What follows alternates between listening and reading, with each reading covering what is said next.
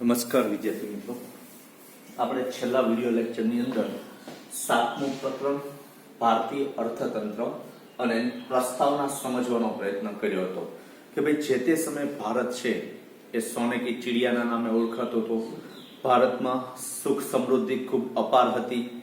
ભારત અલગ અલગ સંસ્કૃતિ ધરાવતો દેશ છે, બરાબર. આ ઉપરાંત વસુધૈવ કુટુંબકમ અને ભારત દેશનું નામ રાજા દુષ્યંત અને રાણી શકુંતલાના પુત્ર ભરતના નામ ઉપરથી પાડવામાં આવ્યું છે. એ વાત આપણે ગયા વિડિયો લેક્ચરની અંદર સમજવાનો પ્રયત્ન કર્યો હતો. એ સિવાય અલગ અલગ પ્રજાતિઓ જે ભારતની અંદર આવીથી વેપાર કરવા માટે અને પાછળથી જે પ્રજાતિ સૌથી વધારે ચડિયાતી અને શક્તિશાળી સાબિત થઈ એ એટલે અંગ્રેજો, કે જેમને 1757 થી 1857 સુધી ઈસ્ટ ઇન્ડિયા કંપની તરીકે ભારતમાં વેપાર અને રાજ કરવાની પ્રગતિ કરી અને 1857 થી અંગ્રેજ ગવર્મેન્ટ એટલે કે બ્રિટિશ ગવર્મેન્ટ દ્વારા ભારતની અંદર હુકુમત કરવાનું શરૂ રાખ્યું હતું, જે 1947 ના રોજ પૂરું થયું, બરાબર ને. પણ 1947 માં કઈ તારીખ? તો કે 15મી ઓગસ્ટ 1947 ના રોજ ભારત દેશને આઝાદ કરવામાં આવ્યો. તો આ બધી વાત આપણે ગયા વિડિયો લેક્ચરની અંદર કરી હતી. આજે આપણે સમજવું છે પ્રાચીન ભારત.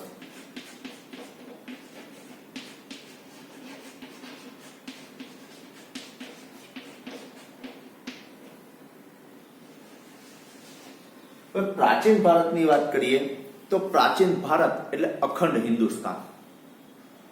કેટલા બધા પ્રાંતોનો ભારતની અંદર સમાવેશ થઈ જતો હતો, બરાબર, કે જેમાં પાકિસ્તાન પણ આવી જાય, બાંગ્લાદેશ પણ આવી જાય, અન્ય જે આજુબાજુના નાના નાના પ્રદેશો છે એ પણ ભારતની અંદર સમાવેશ થઈ જાય. આ અખંડ ભારતીય એટલે કે અખંડ હિન્દુસ્તાનની વાત કરવી છે કે ભાઈ હિન્દુસ્તાનમાં વિશ્વની બે મહાન પ્રાચીન સંસ્કૃતિઓ સિંધુ ખીણની સંસ્કૃતિ અને આર્ય સંસ્કૃતિનો સમન્વય જોવા મળે છે. આ દેશ વિશ્વની સૌથી પ્રાચીન સંસ્કૃતિઓ ધરાવતા દેશો પૈકીનો એક દેશ છે એવું હડપ્પા અને મોહેંજો-દડો નામના સ્થળેથી મળી આવેલ સંસ્કૃતિના અવશેષો પરથી સાબિત થાય છે. પ્રાચીન ભારતની આર્થિક સમૃદ્ધિ વિશ્વના દેશોની આંખો આંજી દે તેવી હતી અને તેના કારણે જ વિશ્વમાં ભારત પ્રાચીન સમયથી ખેતીની વૈવિધ્યતા અને આધુનિકતા ધરાવતો દેશ હતો. ભારતના ખેડૂતો સાહસિક અને સમૃદ્ધ હતા અને એટલે જ આજે પણ આપણો દેશ કયા નામે ઓળખાય છે? તો કે ભારત ખેતી પ્રધાન દેશ છે, બરાબર.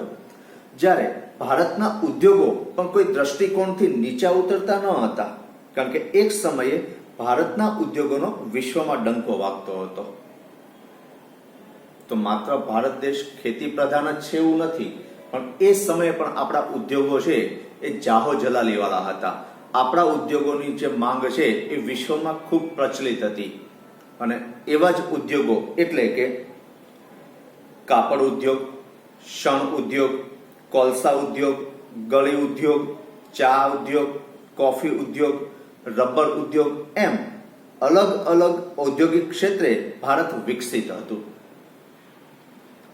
તો યાદ રાખજો કે ભારતમાં પ્રાચીન ભારતમાં કયા કયા ઉદ્યોગોની સ્થાપના થયેલી હતી એવો એક માર્કમાં પ્રશ્ન પૂછાય તો તમારે લખવાનું કે ભાઈ કાપડ ઉદ્યોગ, શણ ઉદ્યોગ, કોલસા ઉદ્યોગ, ગળી, ચા, કોફી, રબર, આ બધા ઉદ્યોગોની સ્થાપના થયેલી જોવા મળે છે અને ભારત એનાથી વિકસિત હતું. આ ઉપરાંત ભારત સુતરાઉ કાપડના ઉત્પાદન અને નિકાસ ક્ષેત્રે અગ્રેસર હતું. જ્યારે ત્રીજા પક્ષે ભારતનો વેપાર વિશ્વ પ્રસિદ્ધિ પામી ચૂક્યો હતો. પ્રાચીન સમયમાં વિદેશ જવા માટેની ખૂબ અગવડતાઓ હોવા છતાં ભારતીય વેપારીઓ જળ માર્ગે વિશ્વના દેશોમાં ભારતના મરી મસાલા, તજ તેજાના, સુતરાઉ કાપડ, મલમલ કાપડ તેમજ ગરમ કાપડ વગેરેનું વેચાણ કરતા અને અઢળક નાણાંનું સર્જન કરતા હતા. આમ સરવાળે એમ કહી શકાતું કે ભારત ખેતી, ઉદ્યોગ અને વેપાર ક્ષેત્રે વિકસિત હતો, જે આર્થિક સંપન્નતાનું પ્રતીક હતું. એટલે તો ભાઈઓ બહેનો આપણે વાત કરી કે ભારતની પ્રસિદ્ધિ શા માટે હતી? ભારત એક સમૃદ્ધ દેશ શા માટે હતો, ભારતને અખંડ હિન્દુસ્તાન શા માટે ગણવામાં આવતા હતા? તો કે બે પ્રાચીન સંસ્કૃતિઓ, એક આર્યોની સંસ્કૃતિ અને બીજી સિંધુ ખીણની સંસ્કૃતિ, બરાબર. અને આ ઉપરાંત જે આપણી પ્રાચીન સંસ્કૃતિ છે એ સંસ્કૃતિઓ એટલે કે હડપ્પા અને મોહેજો-દડો ઉપરથી આપણને ખબર પડે છે. આમ ભારતની અંદર અલગ અલગ પ્રકારની જે કઈ બાબતો હતી, પછી ખેતી ક્ષેત્રની વાત હોય, ઉદ્યોગ ક્ષેત્રની વાત હોય, વેપાર ક્ષેત્રની વાત હોય, અને આપણે પ્રસ્તાવનામાં પણ ભણી ચૂક્યા છીએ કે ભાઈ ભારત આવવાનો જળમાર્ગ શોધવાની એટલે જ જરૂર હતી કે ભારતનો વેપાર, વાહન વ્યવહાર અને સંદેશા વ્યવહારની સગવડતાઓ ન હોવા છતાં ખૂબ સારી રીતે વિકાસ પામ્યો હતો. અને એટલે જ જે તે દેશોએ ભારત સાથે વેપાર કરવા માટે જળમાર્ગ શોધવાની જરૂરિયાત ઊભી થઈ હતી. હવે જે જૂનું ભારત હતું એમાં રોજગારીનું માળખું કેવું હતું? પ્રાચીન ભારતમાં રોજગારીનું માળખું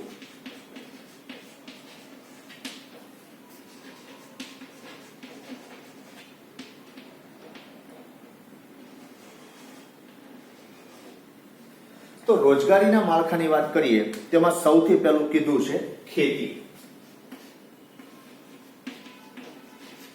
તો આપણે સૌ જાણીએ છીએ કે ભારત વર્ષોથી ખેતી સાથે જોડાયેલો દેશ છે, બરાબર. તો એમાં ખેતી ક્ષેત્ર એ આપણા માટે ખૂબ જરૂરી હતું, કારણ કે જે ઉદ્યોગોની આપણે વાત કરી, કાપડ ઉદ્યોગ હોય, રબર ઉદ્યોગ હોય, ગળી ઉદ્યોગ હોય, તો તમામે તમામ બાબતો માટે આપણે સૌથી વધારે શેની ઉપર ફોકસ આપતા હતા? તો કે ખેતી ક્ષેત્ર ઉપર. કારણ કે ખેતી ક્ષેત્રમાં તૈયાર થતો માલ, પછી મલમલનું કે રેશમનું કાપડ હોય તો રેશમના કીડા પણ ભારતની અંદર સારી રીતે ઉછેરવામાં આવતા હતા. ક્યારેક તમે યુટ્યુબની અંદર વિડીયો જોજો કે ભાઈ રેશમનું કાપડ કેવી રીતે બને છે, બરાબર. કારણ કે કીડાનો ઉછેર કરીને એમાંથી રેશમ મેળવવામાં આવતું હતું અને એના દ્વારા એક શ્રેષ્ઠ વસ્તુ ભારતની અંદર સાબિત થતી હતી, બનતી હતી. રોજગારીના માળખાની વાત કરીએ તો પ્રાચીન ભારત ખેતી પ્રધાન દેશ હતો. તેમ છતાં પ્રાચીન ભારત ખેતી ઉપરાંત ઉદ્યોગોની દ્રષ્ટિએ પણ સમૃદ્ધ હતો. ભારતની મોટાભાગની વસ્તી ખેતી ઉપર નભતી હતી અને દેશ મુખ્યત્વે ગ્રામ અર્થતંત્ર આધારિત હતો. ગ્રામ અર્થતંત્ર એટલે શું? તો કે આખું ભારત જો તમારે વ્યવસ્થિત જોવું હોય, ભારતની સંસ્કૃતિના દર્શન કરવા હોય, સાચું ભારત શું છે એની તમારે એક ઝલક જોવી હોય તો એ ક્યાં જોવા મળે છે? તો કે ભારતના ગ્રામ્ય પંથકની અંદર, ગામડાઓની અંદર સાચું ભારત વસેલું છે, આવું ગાંધીજી કહેતા. કારણ કે ત્યારે શહેરોનો વિકાસ એટલો બધો થયો હતો નહીં, બરાબર. તો આ રીતે સાચું ભારત ક્યાં નભતું હતું? ગામડા ઉપર નભતું હતું. ખેતીની વાત કરીએ તો કે ભારતની ખેતી ખૂબ વૈવિધ્યપૂર્ણ અને સમૃદ્ધ હતી, જેના કારણે ગ્રામ્ય વિસ્તારો સ્વાવલંબી હતા. કારણ કે દરેક ગામ છે એની પોતાની જરૂરિયાત પ્રમાણેનું ઉત્પાદન ખેતી ક્ષેત્રમાંથી મેળવી લેતા હતા. ત્યારના લોકોની જરૂરિયાત પણ મર્યાદિત હતી. જીવન જીવવા પૂરતી વસ્તુઓ મળી જાય એટલે નવી વસ્તુના શોખ એમની પાસે નહોતા. એટલે જે કંઈ ખેતીમાં મળે એનાથી જો જીવન ગુજારો થતો હોય તો બીજા ઉપર આધાર ન રાખવો, બીજા પાસે માગવું નહીં, બને ત્યાં સુધી આપણી પોતાની વસ્તુઓ જ વાપરવી. આવી રીતે પહેલાનું ગ્રામીણ વિસ્તાર છે, પહેલાના લોકો છે એ સ્વાવલંબી હતા, પોતાની રીતે જ વસ્તુઓ તૈયાર કરવામાં માનતા હતા. ગ્રામ્ય વસ્તી પોતાની જરૂરિયાતની વસ્તુઓ જેવી કે અનાજ, શાકભાજી, ફળફળાદી, કપડા, પગરખા, પશુપાલન અને ખેતીજન્ય વસ્તુઓનું ઉત્પાદન કરતા હતા, જેના કારણે તેઓનું જીવન ખૂબ સુખાકારી વાળું હતું. કારણ કે જે કંઈ જરૂરિયાત હતી એ ખેતી ક્ષેત્ર એમને પૂરી કરી આપતી હતી. વધારાની ઔદ્યોગિક ક્ષેત્રની જરૂરિયાત અત્યારના સમય પ્રમાણે નહોતી, કારણ કે ત્યારે ફોર વ્હીલની જરૂર નહોતી, ત્યારે બાઇકની જરૂર નહોતી, ગાડાથી કામ ચાલતું હતું, 11 નંબરની બસ લઈને કામ થતું હતું. અત્યારે તો કે કોઈને બસમાં બેસવું જ નથી, બરાબર. એટલે રોજગારીના માળખાની વાત કરીએ એમાં સૌથી પહેલું ખેતી, બીજું કીધું છે ઉદ્યોગ,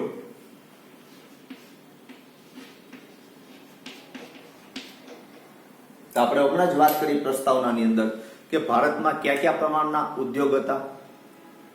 તો કે તમારે કેવું છે, કોમેન્ટ બોક્સમાં લખવું છે કે હું કહી દઉં? જાઓ જે આપણે પાછા ટેક્સ્ટ બુક નહીં રાખીએ, બરાબર.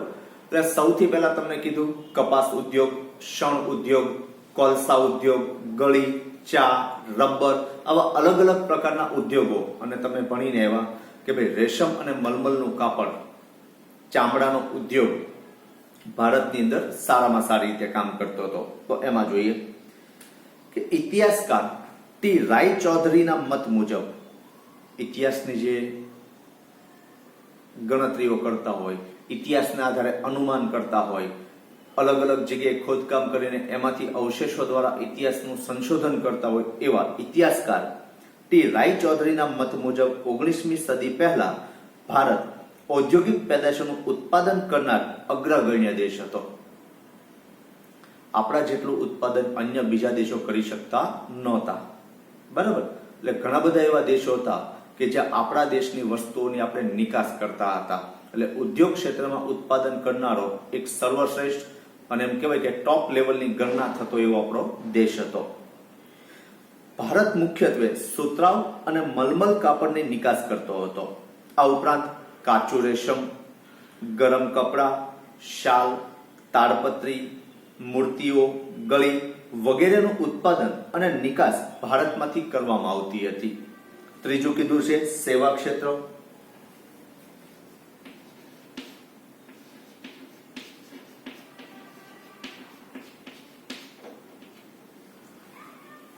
તો સેવા કેવી હતી? તો ભારતમાં સેવા પણ ખૂબ સારા પ્રમાણમાં થતી હતી. કારણ કે ચલણી સિક્કાઓ જે તે રાજાઓ પોતાની જરૂરિયાત પ્રમાણે પોતાના લોકોની સેવા કરવા માટે, પોતે કરેલા સારા કાર્યો માટે અને એની પ્રશસ્તિ, એની પ્રતિષ્ઠા મેળવવા માટે અલગ અલગ લોકોને એ સારામાં સારી સેવા સ્વરૂપે પૂરા પાડવામાં આવતા હતા. જેમાં જોઈએ તો કે લગભગ ઈસવીસન પૂર્વે 600 પ્રાચીન ભારતમાં વિવિધ ચિહ્નોવાળા સિક્કા બનાવવામાં આવતા હતા. ખાસ કરીને આ સમયમાં વિવિધ વેપારી ગતિવિધિઓ તેમજ શહેરી વિકાસ માટે સીમા ચિહ્નરૂપ કામકાજ કરવામાં આવ્યા. અને એટલે જ તમે જોઈ શકો છો કે મોહેંજો-દડો અને હડપ્પાની જે સંસ્કૃતિ છે એના અવશેષો આપણે જોઈએ છીએ કે ભાઈ ગટર લાઈન એ સમયે હતી, રસ્તાઓ એકબીજાને કાટખૂણે મળતા હતા. આ બધી જ શું જોવા મળે છે? ઉત્તમ સેવાના નમૂના આપણી સામે જોવા મળે છે. આ ઉપરાંત તો કે રાજકીય બાબતોની અંદર સૈન્યમાં સારામાં સારી સેવા પૂરી પાડતા લોકો હતા. ખેતી ક્ષેત્રની ઉત્તમ સેવા આપતા લોકો હતા, બરાબર. સીમા ચિહ્નરૂપ કામકાજ કરવામાં આવ્યું. રાજકીય એકતા, સામર્થ્ય તેમજ સૈન્ય સુરક્ષાને કારણે ખેત ઉત્પાદકતામાં અને વેપારમાં અસાધારણ વૃદ્ધિ નોંધવામાં આવી.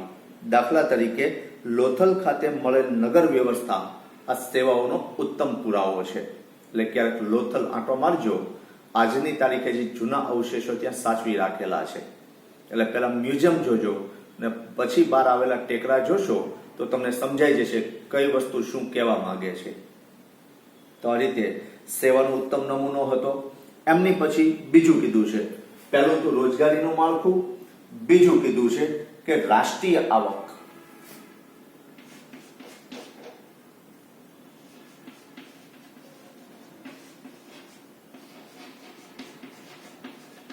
એટલે કે આર્થિક સમૃદ્ધિ.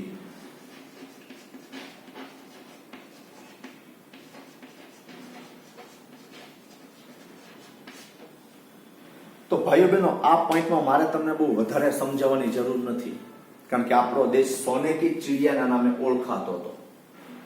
એટલે કે ખેતી, ઉદ્યોગ અને સેવા ક્ષેત્રમાં આપણી સારામાં સારી ઉત્પાદન કાર્ય પદ્ધતિ હતી. સારામાં સારું ઉત્પાદન થકી આપણા દેશમાંથી આપણે નિકાસ કરતા હતા, બરાબર છે. તો આવી રીતે ખેતી, ઉદ્યોગ અને સેવા ક્ષેત્રનું જે ઉત્પાદન થતું હતું એના મૂલ્યનો સરવાળો એટલે આપણા માટે રાષ્ટ્રીય આવક. કે ભાઈ ખેતી ક્ષેત્રમાં જે ઉત્પાદન થાય, ઉદ્યોગ ક્ષેત્રમાં જે ઉત્પાદન થાય અને સેવા ક્ષેત્રની અંદર જે ઉત્પાદન થાય એનું અંતિમ મૂલ્ય જે ગણવામાં આવે એ અંતિમ મૂલ્ય એટલે રાષ્ટ્રીય આવક. અને આપણા દેશમાંથી નિકાસ સૌથી વધારે થતી હતી એ સંદર્ભે જોઈએ તો આપણી આર્થિક સમૃદ્ધિ પણ કેવી હતી? સારામાં સારી હતી. બરાબર. આર્થિક ઇતિહાસકાર અંગુશ મેડિસનના જણાવ્યા પ્રમાણે ભારત વિશ્વનું સૌથી મોટું અર્થતંત્ર હતું. કેમ કે અખંડ હિન્દુસ્તાન એ નાની મોટી વાત નહોતી. અખંડ હિન્દુસ્તાનની અંદર કામ કરતા જે કંઈ ખેતી ક્ષેત્રના લોકો હતા, ઉદ્યોગ ક્ષેત્ર અને સેવા ક્ષેત્રની અંદર જે ઉત્પાદન થતું હતું, જેની આપણે નિકાસ કરતા હતા અને સારામાં સારી વિદેશ વેપારમાં આપણું નામ હતું. પરિણામે શું હતું? તો કે સૌથી મોટું અર્થતંત્ર હતું. મૌર્ય રાજાના સમયગાળામાં ભારતીય અર્થતંત્રમાં ઘણા અગત્યના અને વિકાસલક્ષી નિર્ણયો લેવામાં આવ્યા અને આ એક એવો સમય હતો કે જ્યાં આખું ભારત એક રાજાના નેજા હેઠળ આવ્યું, એટલે કે મૌર્ય કાળની અંદર. અને તમને ખ્યાલ છે કે ચંદ્રગુપ્ત મૌર્ય એ જ્યારે રાજા બન્યા અને સાથ કોને આપ્યો હતો? ચાણક્યએ. અને ચાણક્યનું અર્થશાસ્ત્ર, કૌટિલ્યનું અર્થશાસ્ત્ર એ અત્યારના સમયની ખૂબ સારી એવી માંગ છે. જો એમના જણાવ્યા પ્રમાણે કામ કરીએ તો લગભગ આપણને કોઈ મુશ્કેલી નડશે નહીં, એટલો સમૃદ્ધ દેશ આપણો હતો. 16મી સદીના મુઘલ શાસન દરમિયાન ભારતીય અર્થતંત્ર વિશ્વની આવકના 25% આવક ધરાવતું હતું.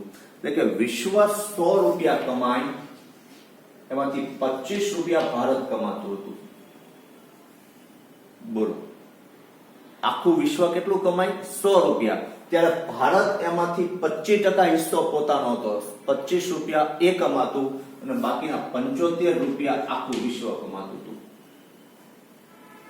એટલો બધો ભારતીય અર્થતંત્ર છે એ સમૃદ્ધ હતું. આપણી રાષ્ટ્રીય આવક છે એટલી સમૃદ્ધિ ધરાવતી હતી. કઈ સાલની વાત કરી છે? 16મી સદી. બરાબર. 16મી સદીમાં આપણો વિદેશ વેપાર અને આપણા દેશની રાષ્ટ્રીય આવક 25% વિશ્વના વેપારની હતી. એટલે કે મુઘલ શાસન દરમિયાન ભારતીય અર્થતંત્ર વિશ્વની આવકના 25% આવક ધરાવતું હતું. 17મી સદીના અંત સુધીમાં મુઘલ શાસન વિકાસ પામ્યું અને દક્ષિણ એશિયાનું 90% શાસન તેમની પાસે આવ્યું, જેના કારણે એક સમાન કરવેરા અને જકાત નાખવામાં આવી. વર્ષ ઈસવીસન 1700માં ઔરંગઝેબના શાસનકાળ દરમિયાન ભારતની આવક 10 કરોડ પાઉન્ડ થઈ હતી અને ત્યારબાદ વિદેશી પ્રજાનું ભારત દેશમાં વેપાર અર્થે આગમન થયું. અને આપને ખબર છે કે 1757ની સાલમાં કોણ આવ્યું હતું? East India company. એ સિવાય ધીમે ધીમે કરતા 17મી સદીની શરૂઆતથી પોર્ટુગીઝ, ડચ, ફ્રેન્ચ આ બધી પ્રજાનું ભારતમાં આગમન શરૂ થઈ ચૂક્યું હતું. અને 1757ની સાલથી અંગ્રેજોએ કાયમી ભારતની અંદર ધામા નાખ્યા. પણ અંગ્રેજો નહોતા આવ્યા એ પહેલા ભારતની જે રાષ્ટ્રીય આવક છે, ભારતની જે આર્થિક સમૃદ્ધિ છે એ ખૂબ મોટા પ્રમાણમાં હતી. તમને શબ્દ આપ્યો કે 1700ની સાલમાં ઔરંગઝેબના શાસનકાળમાં ભારતની રાષ્ટ્રીય આવક કેટલી હતી? 10 કરોડ પાઉન્ડ રૂપિયા હતી. બરાબર. આમ ભારતના તમામ ક્ષેત્રોમાં સુવર્ણકાળના લક્ષણો જોવા મળવામાં આવતા હતા. એટલે જ ભારતને આપણે સોને કી ચિડિયાના નામે ઓળખતા હતા. તો ભાઈઓ બહેનો, આજે આપણે સમજ્યા પ્રાચીન ભારત કે જેની અંતર્ગત બે સૌથી મોટી સંસ્કૃતિ, આ ઉપરાંત મોહેજોદડો અને હડપ્પાના અવશેષો પરથી જે સંસ્કૃતિ મળી આવી એ પ્રાચીન ભારત. પ્રાચીન ભારતમાં રોજગારીનું માળખું કેવું હતું તો એ પણ આપણે પ્રસ્તાવનામાં ભણીને આવ્યા કે ભારતનો ખેડૂત છે એ સમૃદ્ધ હતો. બીજી રીતે કહીએ તો હિંમતવાન હતો. ખેતી કરવામાં એ પાછી પાની નહોતો કરતો. અને એટલે જ આપણે વાત કરી હતી કે ભારતીય ખેડૂતો સાહસિક અને સમૃદ્ધ હતા. સાથે સાથે ભારતની અંદર ઉદ્યોગ ક્ષેત્રમાં પણ અગ્રેસર હતો. સૌથી વધારે નિકાસ કમાણી મેળવતો દેશ હતો. અને એ સમયે કપાસ ઉદ્યોગ, શણ ઉદ્યોગ, કોલસા ઉદ્યોગ આવા અલગ અલગ ઉદ્યોગોની આપણે નિકાસ કરતા હતા. ખાસ કરીને મલમલનું કાપડ, રેશમનું કાપડ, બરાબર. એ પછી રોજગારીનું માળખું એ સમયે કેવું હતું, તો કે ખેતી ક્ષેત્ર પણ ખૂબ વિકસિત હતું, ઉદ્યોગ ક્ષેત્ર પણ ખૂબ વિકસિત હતું, અને સેવા ક્ષેત્ર એ પણ ભારતની અંદર જે તે સમયે શરૂઆત થઈ ચૂકી હતી. અને સિક્કા બનાવવા, સૈન્ય અને એને લીધે ખેતી ક્ષેત્રનો જે વિકાસ થયો, રાજકીય એકતા જળવાણી, આ બધી બાબતોમાં સેવાકીય ક્ષેત્ર છે એ અગ્રેસર હતું.